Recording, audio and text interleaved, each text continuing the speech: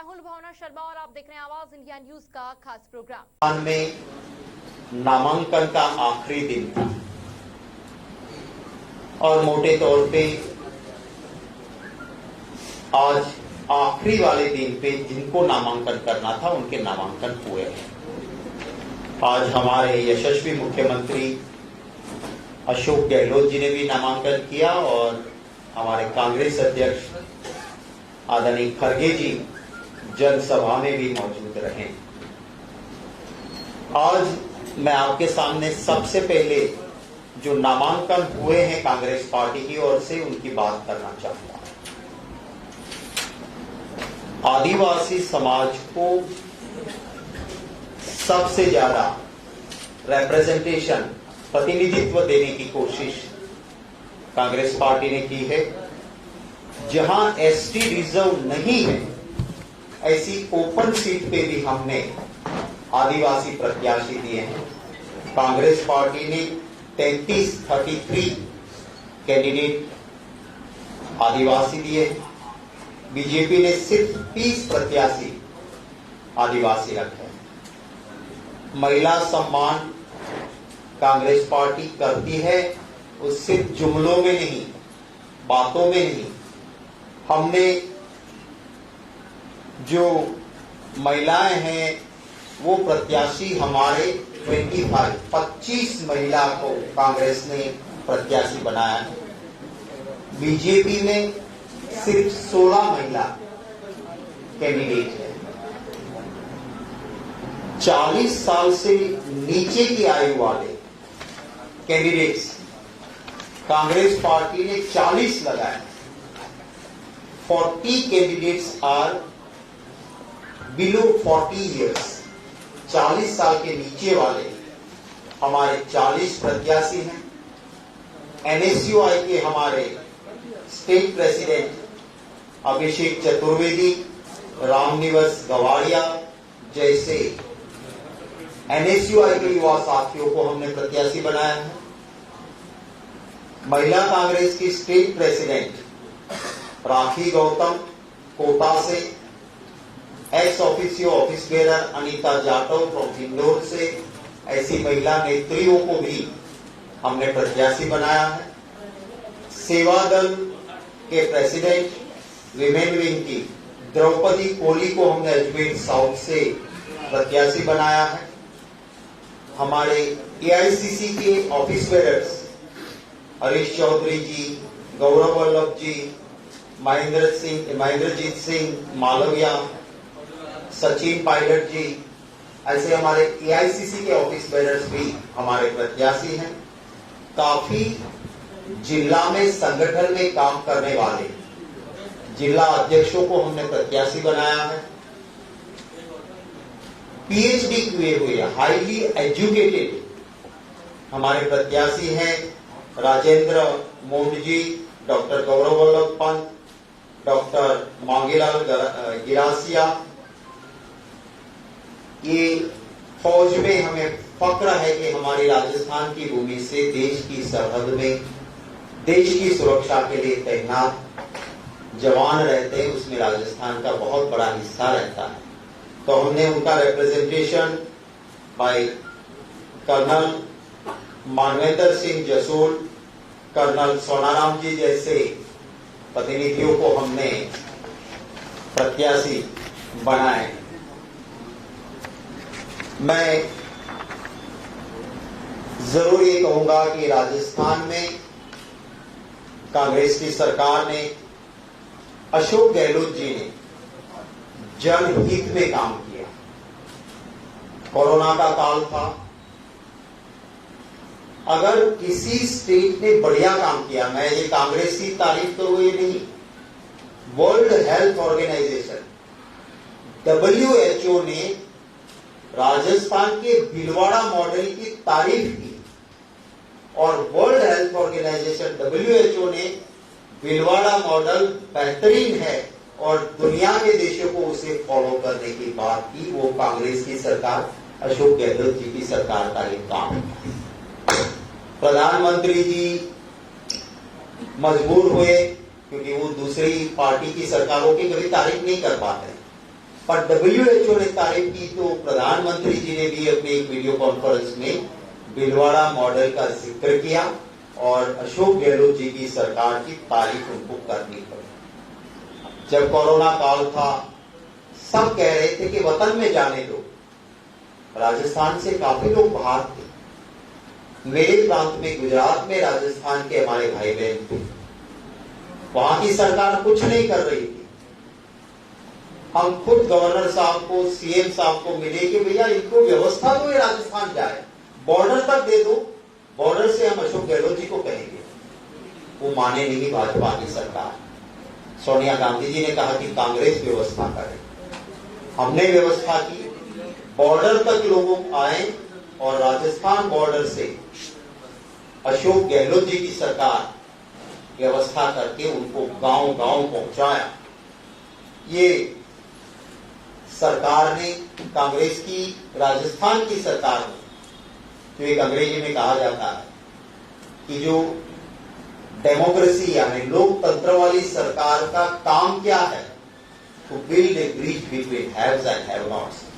जिसके पास बहुत है और जिसके पास कम है, उसका फासला कम करने का काम वो सरकार को करना चाहिए। अशोक गहलोत जी की सरकार ने ये काम किया।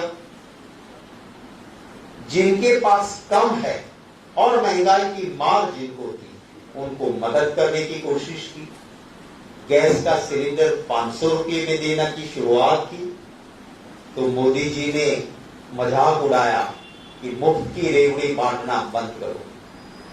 आपको याद होगा, आज छत्तीसगढ़ में अमित शाह जी ने छत्तीसगढ़ में मैनिफेस्टो बीजेपी का दिखाया और वहां कहा है कि छत्तीसगढ़ में भाजपा की सरकार, जो कि बननी ही नहीं है, पर आएगी तो 500 रुपये में गैस का सिलेंडर देंगे। अब मैं मोदी जी को पूछना चाहता हूं कि ये कौन सी रेवड़ी हुई कि आप उस वक्त मजाक कर रहे थे। देश के अंदर हम देखें तो हमारा देश कृषि प्रधान देश है और इसको चलते अशोक गहलोत जी की सरकार ने जो कहा था कि किसानों का कर्जा माफ करेंगे, कोऑपरेटिव्स जितनी थी उसमें वन टाइम सेटलमेंट राज्य सरकार के हाथ में था, कर दिया और कोऑपरेटिव्स में किसानों का कर्जा माफ हुआ। सेंट्रल गवर्नमेंट को कहा कि आप नेशनलाइज्ड बैंक में जो कर्जा है उसके लिए वन टाइम सेटलमेंट की बात करो। भाजपा की सरकार ने नहीं किया तो आज जो भाजपा कहती कि पूरी तरह से कर्जा माफ नहीं किया, मैं उनको आपको एक छोटी सी वीडियो दिखाता हूं कि अशोक गहलोत जी की सरकार ने तो ये करके दिया। मोदी जी ने कहा था कि कर्जा माफ करूंगा, पहला काम करूंगा, जनसभा में कहा था और बाद में जो जुमला साबित हुआ है, मैं उसकी एक छोटी सी क्लिप आप सभी को दिखाना चाहता हूं। मैं वादा करता हूं कि भारतीय जनता पार्टी की सरकार बनने के बाद पहली ही मीटिंग में पहला ही काम किसानों की कर्ज माफी का कर दिया जाएगा। और मैं खुद इस काम को करवा के रहूंगा, ये मेरी जिम्मेदारी मान लीजिए। ये किसकी जिम्मेवारी थी? कहा मेरी जिम्मेवारी। गहलोत जी की जो जिम्मेवारी थी निभाई, कर्जा माफ किया कोऑपरेटिव में, पर नेशनलाइज्ड बैंक का ये जुमला साबित हुआ। ये कहते हैं पेपर लीक हुआ। मैं आपको कुछ आंकड़े के साथ बात करना चाहता हूं। गुजरात से आता हूं। फक्र है कि जहां महात्मा गांधी जी की जन्मभूमि है, आज कभी कभी शर्म भी होती है कि आज के प्रधानमंत्री जी की भी जन्मभूमि है। वहां पे सिर्फ चंद वक्त में ही 14 पेपर लीक हुए। 2016 में मुख्य सेविका पेपर लीक, 2017, आप जिसे पटवारी कहते हो, तलाटी मंत्री हमारे वहां कहते हैं, उसका पेपर लीक हुआ। 2017 में टेट टीचर्स की एग्जाम होती है, उसका पेपर लीक हुआ। 2014 में Gujarat public service commission chief officer का पेपर लीक हुआ। 2015 में फिर से तलाटी मंत्री यानी पटवारी का पेपर लीक हुआ। 2016 में village development officers Gandhinagar, Modasa, Surendranagar में पेपर लीक हुआ। 2018 टाट का टीचर्स का पेपर लीक हुआ। 2018 में डेप्यूटी सेक्रेटरी का पेपर लीक हुआ। 2018 में लोक रक्षक दल LRD पुलिस में भर्ती होती है, उसका पेपर लीक हुआ। 2019 में बिन सचिवालय क्लर्क का पेपर लीक हुआ। 2021 में हेड क्लर्क का पेपर लीक हुआ। 2021 में DGBCL में विद्युत सहायक का पेपर लीक हुआ। 2022 में वन रक्षक का पेपर लीक हुआ और 2023 में जूनियर क्लर्क का पेपर लीक हुआ। ये भाजपा के गुजरात के अंदर हुआ और जब ये हो रहा था तब एक एक्टिविस्ट चंपावत जी ने पूरी डिटेल और कॉल रिकॉर्डिंग के साथ सबूत रखे कि पेपर लीक एजुकेशन मिनिस्टर के वहां से हुए थे और उसके लाखों रुपए लिए जा रहे थे। मिनिस्टर का पर्सनल असिस्टेंट अरेस्ट भी हुआ। राजस्थान में तो ऐसा नहीं हुआ है पेपर लीक में कभी। राजस्थान सरकार एक पहली ऐसी सरकार निकली जिसने स्टैट्यूट बनाया, अलग कानून बनाया और कहा कि 10 करोड़ की पेनल्टी होगी और उम्र कैद की सजा होगी पेपर लीक में। वो कानून लाने वाली राजस्थान की सरकार की मैं भाजपा से पूछना चाहता हूं कि अपने गिरबान में देखो कि क्या स्थिति आपने बना के रखी है। अभी अभी आपके बॉर्डर पे पालनपुर है, बनासकांठा में, राजस्थान के लोग आप जानते हो। पालनपुर में पुराना नहीं नया ब्रिज टूटा और ये जो ब्रिज टूटा वो ब्रिज एक ऐसी कंपनी ने बनाया जो कंपनी ब्लैकलिस्टेड थी, घोटाला किया था, ब्लैकलिस्टेड थी। वो कंपनी थी GPC इंफ्रास्ट्रक्चर। ब्लैकलिस्टेड कंपनी ने 1 करोड़ 25 लाख रुपया बीजेपी को दिया। 001033 HDFC चेक, पालनपुर, डेट 4 मई 2019। ये ऑन रिकॉर्ड है। हिम्मत है तो बीजेपी मेरे खिलाफ मानहानि का कहीं मुकदमा करना है, देश में कहीं पर भी कर ले, पूरा प्रूफ है मेरे पास। 1.25 करोड़ रुपया लेके एक ब्लैकलिस्ट कंपनी को आप ब्रिज का काम देते हो और वो कंपनी फिर ब्रिज बनाती है और वो टूटता है। 2 दलित लोग, गरीब लोग की मृत्यु हुई, 14 लोग हताहत हुए। सिर्फ एक ब्रिज नहीं, माधापर चौकड़ी, Bhopal ring road, Borsad Chokdi, Nandelav, Unjha highway, Sindh road, Shantipura, क्लाच ओवर, महसाणा बाईपास, सरटोक गांव, पिपलोद कवच, उधना दरवाजा, मजूर गेट अथवा सूरत, 13 ब्रिज नए बने हुए। भाजपा के शासन में भाई मुक्त भ्रष्टाचार होता है और ये कंपनियां जिसने ये ब्रिज बनाए टूटे, उसमें एक रंजीत बिल्डकॉन लिमिटेड है।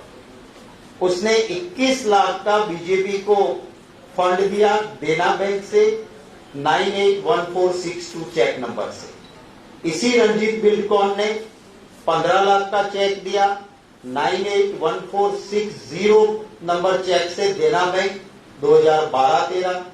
इसी रंजीत बिल्डकॉन ने 15 लाख रुपए बीजेपी को 981466 देना बैंक का चेक 2012-13 में दिया। उसी तरह से 21-22 में 60 लाख रुपए का चेक दिया जिस कंपनी के खिलाफ अहमदाबाद म्युनिसिपल कॉरपोरेशन ने एफआईआर दर्ज करवाई थी कि डुप्लीकेट गलत बिल से ये कंपनी पैसे उठाती। तो भाई मुक्त भ्रष्टाचार बीजेपी करती है, इसका मैंने आपको एक नमूना यहां पे दिया है। मैं ज्यादा कुछ ना कहते हुए, जो गारंटीज दी है हमारी सरकार, अशोक गहलोत जी की सरकार, कांग्रेस पार्टी ने 7 गारंटी, ज्यादातर मैंने आज सबसे पूछता हूं, मुंह जबानी लोगों को हो गई, और हम जो कहते हैं वो करके दिखाते हैं। ये हमारा ट्रैक रिकॉर्ड है, सेंट्रल में हो या स्टेट में हो। आपको याद होगा सेंट्रल में हमने कहा था कि आदिवासी भाइयों का वन संपत्ति पे अधिकार हमने राइट ऑन फॉरेस्ट लैंड करके दिया। हमने कहा था कि मजदूरी करने का अधिकार मनरेगा हमने करके दिया। हमने कहा था कि इंफॉर्मेशन लेना आपका अधिकार है, आरटीआई हमने करके दिया। शिक्षा अधिकार होना चाहिए, राइट टू एजुकेशन हमने करके दिया। अब पूरा ट्रैक रिकॉर्ड देख लो हमारा। फूड सिक्योरिटी बिल हम लाके दिए थे, और भाजपा में अमित शाह जी का खुद का एक इंटरव्यू आपके पास होगा, यूट्यूब में भी मिल जाएगा। उन्होंने कहा था कि चुनाव के वक्त जो कहते हैं वो करना थोड़ी होता है, वो तो जुमला होता है। तो एक और हकीकत है, एक और जुमला है। तो मैंने मेरी बात यहाँ पे रखी है। मेरे जो प्रत्याशियों ने नामांकन किए हैं, मैं उनको शुभकामनाएं देता हूं, और आप सब प्रेस और मीडिया के साथी पर आए, आपका धन्यवाद करता हूं। आपके कोई सवाल होंगे तो उनका स्वागत रहेगा। ये शक्ति सिंह जी, मेरा सवाल ये है कि आप गुजरात से हैं, अब गुजरात से शायद नरेंद्र मोदी ने अब पूरे भाजपा ने ले लिया कि वहाँ तो सिर्फ भाई सत्ता मुख कांग्रेस का नकारा दिया, वहाँ अभी तक आपने पूरा आपने नहीं दिखा, अपने सत्ता से खुश हो गए कांग्रेस। तो आप जो राजधानी चुनाव के वक्त अपना बता दिया कांग्रेस में जो उत्साह बढ़ रहे हैं, तो कांग्रेस में कहाँ से उत्साह आएगा, जबकि ऑलरेडी आपका वहाँ गुजरात में। देखिए, 2 चीजें हैं। एक, आप किसी की डिमांड को फुलफिल करके वोट बैंक की पॉलिटिक्स, या दूसरा राजनीति होती है राम का मरे या रहीम का मरे, मेरी वोट बैंक भरे, जज्बात से खिलवाड़ करो। गुजरात में आप तो नजदीक में, अब देख लीजिए गुजरात में कभी भी मोदी जी, मैं विरोधी दल का नेता रहा उनके सामने, कभी भी डेवलपमेंट के नाम पे उन्होंने वोट नहीं मांगे। जब चुनाव नजदीक आता है तो मियां मुशर्रफ आपका राजस्थान से लाए हुए सोहाबुद्दीन को मार दिया, तो क्या गलत किया। उस वक्त वो ये भूल जाते कि तुलसीराम प्रजापति राजस्थान का एक जेल में कैद में था, उसने खत लिख के दिया था कि गुजरात में नरेंद्र मोदी की पुलिस मुझे बुला के मार डालेगी, बचाओ, पर उसको नहीं बचाया गया और वहां लाके उसको मार दिया। उसमें तुलसी भी था, राम भी था, प्रजापति था, पर उसको याद नहीं किया। हिंदू मुसलमान करके वोट बैंक की पॉलिटिक्स वहां की, वरना यही मोदी जी थे, गुजरात के सीएम बने। उसके बाद 3 बार इलेक्शन हुए। बड़ौदा में एक जसपाल सिंह जी थे बीजेपी के, उन्होंने रिजाइन किया। महुआ में एक ट्राइबल एमएलए की डेथ हुई, और वजूभाई वाला ने राजकोट से मोदी जी के लिए सीट खाली की थी। तीनों बीजेपी की सीट थी, 2 हमने जीत ली थी। मोदी जी बहुत कम वोटों से जीते थे, पर फिर गोदरा किया या करवाया। राम के नाम पे वोट लेने के बाद राम सेवक को जलाया या जलने दिया, और फिर हिंदू मुसलमान करके वोट बैंक की पॉलिटिक्स करने के बावजूद आपने देखा होगा कि 2004 एंड 2009 ऑलमोस्ट हमने उनकी बराबरी में वोट पाए थे। सीटें भी 26 में से एक बार 14, एक बार 13 कांग्रेस पार्टी जीती। तो ऐसा नहीं है कि बिल्कुल वहां कांग्रेस मर चुकी है। ये बात सही कि लास्ट रिजल्ट, और वो भी वोट एंटी बीजेपी वोट का बंटवारा भी हुआ, कुछ हमारी भी गलतियां रही, पर ये जो सच्चाई है उससे कोई मुंह नहीं मोड़ सकता है। सर, से क्या कहेंगे, सीएम को टारगेट किया जा रहा है हमारे ऐप को लेकर, उसमें क्या कहेंगे? देखिए, वो एक जन नेता है, और आज सब देश में भी कहता है कि अगर जब मुख्यमंत्री की बात आती है कि छत्तीसगढ़िया सबले बढ़िया, इतना बढ़िया काम वो कर रहे हैं। और वहां पे सारी भक्त चैनल भी ये कह रही है कि छत्तीसगढ़ में भूपेश बघेल की कांग्रेस की सरकार रिपीट हो रही है। तो भूपेश बघेल जी के सामने अभी 4 मेन पार्टी चुनाव लड़ रही है, एक कैंडिडेट नहीं है। नंबर 1 पे है ईडी, नंबर 2 पे है इनकम टैक्स, नंबर 3 पे है सीबीआई और चौथे नंबर पे बीजेपी है। तो भूपेश बघेल जी के सामने 4 कैंडिडेट लगे हैं, पर ये चारों में से किसी का भला नहीं होगा। छत्तीसगढ़ के लोग भली भांति जानते हैं कि राज्य का इंटरेस्ट, राज्य का हित भूपेश बघेल जी की सरकार रिपीट होने में है, तो वो जरूर वहां पे बौखलाए हुए प्रधानमंत्री जी एजेंसीज का दुरुपयोग कर रहे हैं। पर कहते हैं ना, पब्लिक है, सब जानती है अंदर क्या है बाहर क्या है, सब पहचानती है। तो लोग इससे और मजबूती से, चाहे यहाँ हमारे प्रदेश अध्यक्ष जी के वहां रेड करवा ले, मुख्यमंत्री जी के समर्थकों या बेटे को परेशान कर ले, ईडी सीडी सीबीआई के सहारे बीजेपी चुनाव नहीं जीत पाएगी। जनता है, देखती है, लोगों के और आशीर्वाद मिलेंगे। यहाँ हो गया। अभी आपने पेपर लीक का मामला बताया कि गुजरात सरकार में पेपर लीक आपने दिखाया, क्या ये सही है कि वहाँ गलत हुआ तो यहाँ पे गलत होना जरूरी है, इसलिए उसके सोल्यूशन पे वर्क होना चाहिए? इसके सॉल्यूशन पे वर्क यहाँ हुआ, आपकी बात बिल्कुल सही है। और एक कड़ा कानून अशोक गहलोत जी की सरकार ने लाई। इतना ही नहीं, बड़े से बड़ा आदमी भी कोई था जिम्मेवार, उसको जेल में डाल, एफआईआर दर्ज की और इसको ठीक करने की कोशिश।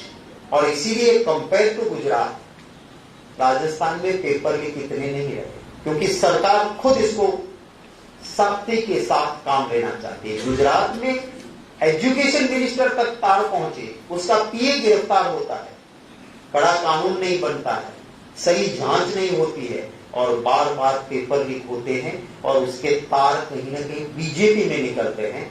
तो गुजरात में और राजस्थान में ये फर्क है, पर असलियत जानते हुए भी गुजरात के प्रधानमंत्री जी यहाँ के पेपर लीक की बात करते हैं, तो मैं सिर्फ उसका एक आईना आपको दिखाया। हम इसकी बिल्कुल सराहना नहीं करते। एक भी पेपर लीक होता है गलत एक करके बोल रहे कि पार्टी है, गारंटी दे रही है पब्लिक को, लेकिन क्या जो गारंटी कांग्रेस की ओर से दी जा रही है, क्या वो बाकी पब्लिक के शब्दों में रहेगी? बिल्कुल रहेगी। आखिर हम काम किसके लिए करते हैं, ये गारंटी किसके लिए है? अगर 10,000 रुपया एक महिला को मिलेगा तो राजस्थान की महिला को जरूरत है। और ये क्यों जरूरत, हमारी गारंटियां क्यों है? अब देखिए, गुजरात में एक विकास का मॉडल है, एक अशोक गहलोत जी का विकास का मॉडल है। अशोक गहलोत जी चिंता करते हैं कि एक झोपड़े में बेवा बैठी है तो उसकी आमदनी कैसे ठीक हो, उसका जीवन कैसे ठीक हो। गुजरात का बीजेपी का मॉडल है, वो कोशिश करता है कि अदानी वो नंबर 1 बिजनेसमैन एशिया में कैसे बने, दुनिया में उसका नंबर कैसे बढ़े, और गरीब का पैसा चूसो, उसे कुछ देने की बात को कहते हैं मुफ्त की रेवड़ी। अब अगर 500 रुपए में एक आम आदमी को सिलेंडर मिलता है, एक नागरिक को मिलता है, गरीब को तो कहते हैं वो मुफ्त की रेवड़ी मत दो, और अदानी के लिए दरवाजे खुल। और इससे हालत क्या हुई है, मैं आप सबसे विनती करता हूं कि आपके पास में आप एक डेवलपमेंट मॉडल गुजरात का देखिए। वहां सूरत में अभी एक विश्वकर्मा परिवार के 7 लोगों ने एक साथ आत्महत्या की। क्यों की? उन्होंने कहा कि हमारे परिवार में इस महंगाई में अर्थतंत्र लुढ़क गया है, हम जिंदा रह नहीं सकते क्योंकि खाने को कुछ नहीं, काम नहीं है। और 7 लोग एक ही विश्वकर्मा परिवार के आत्महत्या की। राजकोट में एक रिक्शा वाला परिवार के साथ आत्महत्या करता है। क्यों करता है? क्योंकि वहां का डेवलपमेंट मॉडल सिर्फ अदानी के मुनाफे के लिए है, आम गुजराती के लिए नहीं है। अशोक गहलोत जी का मॉडल, कांग्रेस का मॉडल, वो गरीब की चिंता करता है। मॉडल तो वही होते हैं, आज की सवाल नहीं है। आप ये मत कहना कि मैंने भाजपा के किसी नेता को रावण कहा, क्योंकि चैनल में चलेगा कि मैंने किसी को, मैं रावण नहीं, मैं शासन व्यवस्था की बात करता हूं कि दो मॉडल थे। एक लंका का मॉडल था, जहां पे बाहर से देखो तो लंका सोना की लगती थी, सोने की, पर लंका में बड़े रावण के चहीते राक्षसों के महल बड़े थे जो सोने के थे। दूर से देखो लंका सोने की लगती थी, नजदीक जाओ तो सच बोलने वाला रावण का भाई भी दुखी था। दूसरा राम राज्य था, जहां अयोध्या सोने की नहीं थी, पर एक धोबी की आवाज राजा सुनता था तो उसे राष्ट्रद्रोही नहीं कहता था। और जिस सीता मैया के ऊपर कोई शक नहीं कर सकता है, एक सामान्य आदमी के कहने पे उनकी बात सुन के सीता माता का भी त्याग राजा करता था, वरना हो तो उसको आपके मेरे खिलाफ लिख के आप देखो तो तुरंत राष्ट्रद्रोह का केस, पर राजा ने वो नहीं किया। तो राम राज्य का मॉडल था, एक लंका का मॉडल था। बीजेपी का मॉडल लंका का मॉडल है, चंद चहीते के महल सोने के है, सच बोलने वाला भाई भी दुखी है। काफी कुछ भाई बीजेपी में ऐसे हैं, अभी प्रत्याशी भी राजस्थान में बहुत बने हैं, क्योंकि वो सच बोलते थे तो भाजपा ने टिकट काट दिया। बहुत अच्छा था, बार बार जीतता था, टिकट काट दिया क्योंकि वो सच बोलता था। तो ये मॉडल है।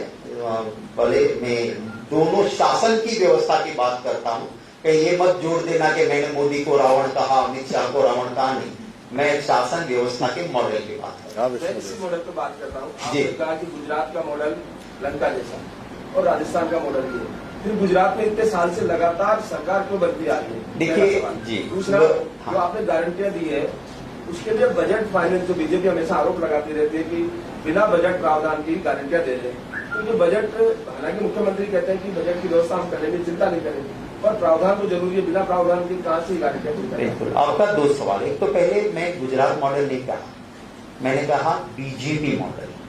गुजरात का असली मॉडल महात्मा गांधी जी का मॉडल है, जहां पे सत्य, अहिंसा, चोरी न करवी, ये जो चीजें थी, वैष्णव जन तो तेने रेखे जे पीड़ पराई झाणे, पर दुखी उपकार करे तो ये मन अभिमान न आने। वो गुजरात मॉडल था कि दूसरे की पीड़ा को महसूस करो और दूसरे की इंसानियत के नाते मदद करो, पर दिल में अहंकार न करो। वो गुजरात का मॉडल था, है और परमानेंट रहेगा। अभी बीच में ये बीजेपी मॉडल कहो, मोदी मॉडल कहो, वो आया है, और वो मॉडल चंद पैसे वालों को पैसा देता है, ब्रिज टूटे ऐसे धन संग्रह करता है, और हिंदू मुसलमान या पैसों के जोर पे वोट बैंकिंग पॉलिटिक्स करता है। पर इसकी आयु अब नहीं रहेगी। हम कोशिश कर रहे हैं, लोगों के बीच जा रहे हैं, और जरूर मुझे विश्वास है कि गुजरात में भी कांग्रेस की बहुत अच्छी वापसी होगी। सर, यहाँ पे भोपाल विधानसभा क्षेत्र में बड़े दिग्गज खड़े हुए हैं, सांसद भी हैं, मंत्री भी हैं, और आप लोगों के हिसाब से जो टिकटें मिली है वो सर्वे के अकॉर्डिंग वेरिएबिलिटी पे मिली है। अभिषेक चौधरी NSY से आते हैं, उनको वहाँ सर्वे के अकॉर्डिंग भेजा गया है कि आपने आखिरी मोमेंट पर दावा किया? देखिए, हमने बहुत सारी चीजें देखी है, हमें नई लीडरशिप भी खड़ी करनी है, हमारे युवाओं को लगाना भी है। हमने सर्वेज भी देखे हैं, हमने लोगों की सुनी है कि लोगों को कौन, हमने कहीं बहुत सीनियर नेता को टिकट नहीं दिया, इसका मतलब नहीं कि हमने इसको काट दिया है। इसका हम कहीं ना कहीं और उपयोग करेंगे। जरूरी नहीं है कि सबको हर वक्त वही चीज मिले। अंग्रेजी में कहावत है कि कोई चीज परमानेंट नहीं है, change is the only permanent phenomena. बदलाव एक ही कायमी है, बाकी और कुछ भी परमानेंट नहीं है। तो बदलाव किए कहीं पे, आपने जो पर्टिकुलर सीट पे कहा है तो हमें विश्वास है, हमारा सर्वे भी देख रहा था, और एक युवा जुझारू जो आने वाले दिनों में एक जिसमें लीडरशिप की क्वालिटी एस्टैब्लिश होने वाली है, ऐसा युवा साथी भेजा है। और मुझे पूरा विश्वास है कि लोगों के आशीर्वाद और प्यार के साथ वो वहां से जीत के निकलेंगे। कभी बीजेपी को तुरंत टिकट पा लेते हैं, कभी कांग्रेस वाले बीजेपी में जाके सुबह शामिल हो रहे हैं, शाम को उनको टिकट मिल रहा है। तो ऐसे आम कार्यकर्ता जो पार्टी की विचारधारा है, या पार्टी सिर्फ इसी पे टिकी हुई है कि किसी भी तरह सत्ता हासिल की जाए, या फिर अपनी विचारधारा पे?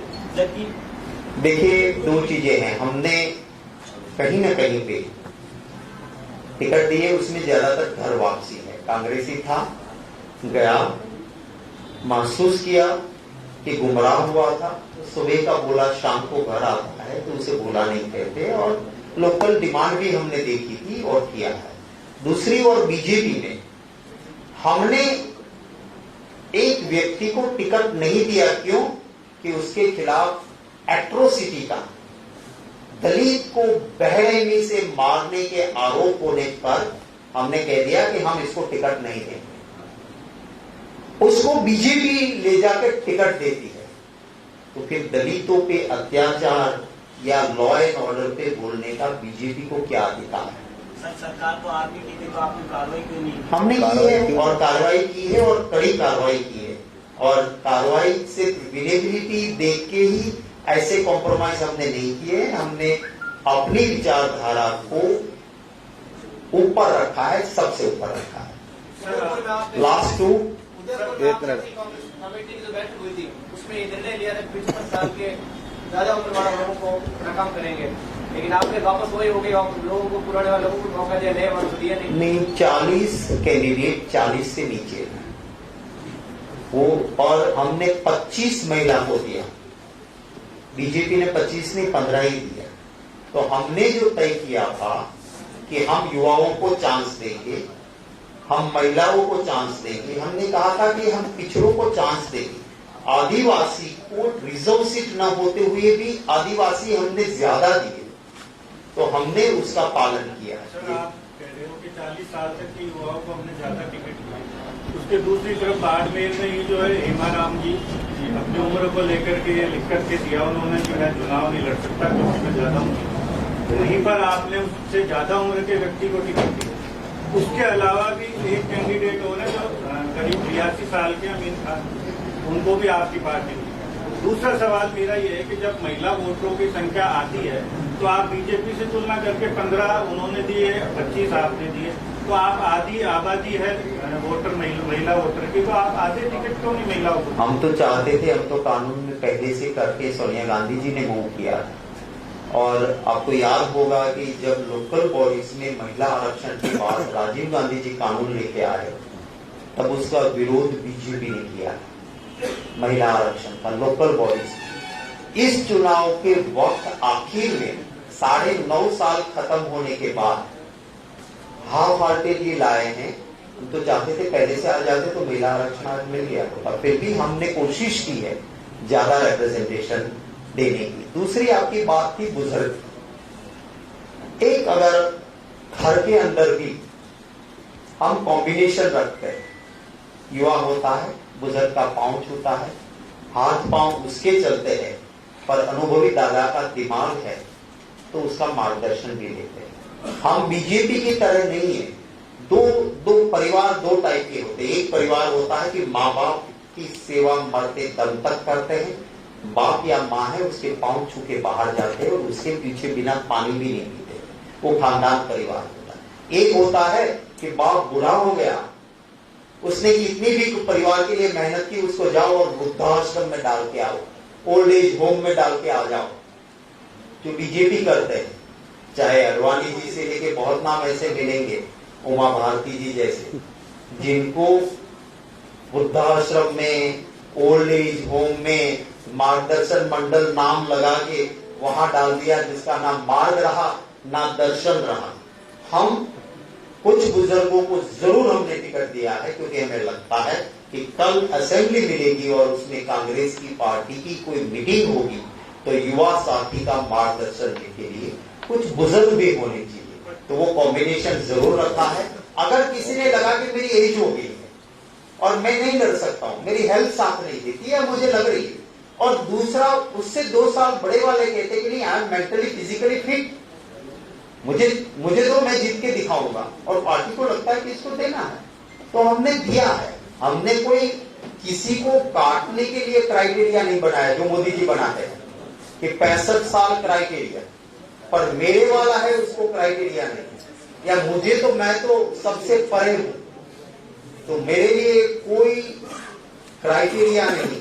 अभी भी एक फिल्म हीरोइन कहती है कि वो तो अवतार है, तो ऐसी बात हमारे वहां नहीं है। हम इंसान हैं, इंसानियत के नाते काम करते हैं। लास्ट आपने पूछ लिया तो जो बाकी है याद है। ठीक है, ठीक है, ले लीजिए। आप ये बताएं कि बार बार आरोप लगाते हैं कि बीजेपी में सीएम का चेहरा नहीं है, और कहते हैं कि कई चेहरे भी हैं बीजेपी में, पर सीएम का प्रधानमंत्री और कमल होने को चलते। कांग्रेस में कौन है सीएम का चेहरा? देखिए, हमारा एक पहले से हमारे लोकतंत्र में दो टाइप का लोकतंत्र है। एक है Britain form of parliamentary democracy और एक है American presidential form of democracy. Britain form of democracy आप सुन लीजिएगा तो फिर आपको दिक्कत नहीं रहेगी। ब्रिटेन फॉर्म ऑफ डेमोक्रेसी में क्या होता है कि पार्टी चुनाव लड़ती है, जिस पार्टी का बहुमत आता है उसके चुने हुए लोगों की आवाज सुन के उस पार्टी के मुखिया, प्राइम मिनिस्टर या चीफ मिनिस्टर तय करते हैं। ब्रिटेन फॉर्म ऑफ हमारा बाबा साहेब आम्बेडकर की अध्यक्षता में जो संविधान बना, हमने Britain form of parliamentary democracy accept की कि जहां पे एक चेहरे से चुनाव नहीं लड़ते हैं, चुनाव होने के बाद से एक American form of parliamentary system है जहां प्रेसिडेंट का चेहरा होता है, चेहरे पे चुनाव होता है और जीतता है तो वो प्रेसिडेंट बनता है और अपनी मिनिस्ट्री बनाता है। हमारे यहाँ Britain form of parliamentary democracy का हमने सम्मान किया। सोनिया गांधी जी के नेतृत्व में हम चुनाव लड़े। उस वक्त बीजेपी की एक नेत्री कहती थी कि मैं सर मुड़वा लूंगी, सोनिया जी के नेतृत्व में बहुमत आया।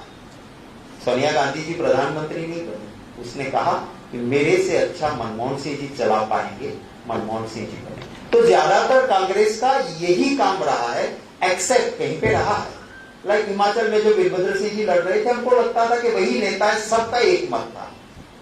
कैप्टन को हमने पंजाब में पहली बार वाले चुनाव में तो सबका एक मत था कि हम इनके, तो ऐसा जहां होता है वही हमारा चेहरा होता है। मोदी जी तो इतनी गाली देते थे गुजरात में, कैप्टन कौन, कैप्टन कौन। आज मैं पूछता हूं कि राजस्थान में कैप्टन कौन, बताओ मोदी जी। आपकी पुराना इतिहास देखो, क्योंकि आप तो मानते थे कि कैप्टन के तौर, हम तो मानते हैं कि Britain form of parliamentary democracy है जहां चुनाव होता है, बहुमत आने के बाद हाईकमांड चुने हुए लोगों की बात सुन के हाईकमांड डिसाइड करता है कि who will lead the party. तो ये इतना फर्क है। थैंक यू वेरी मच, बहुत बहुत धन्यवाद आप सभी का।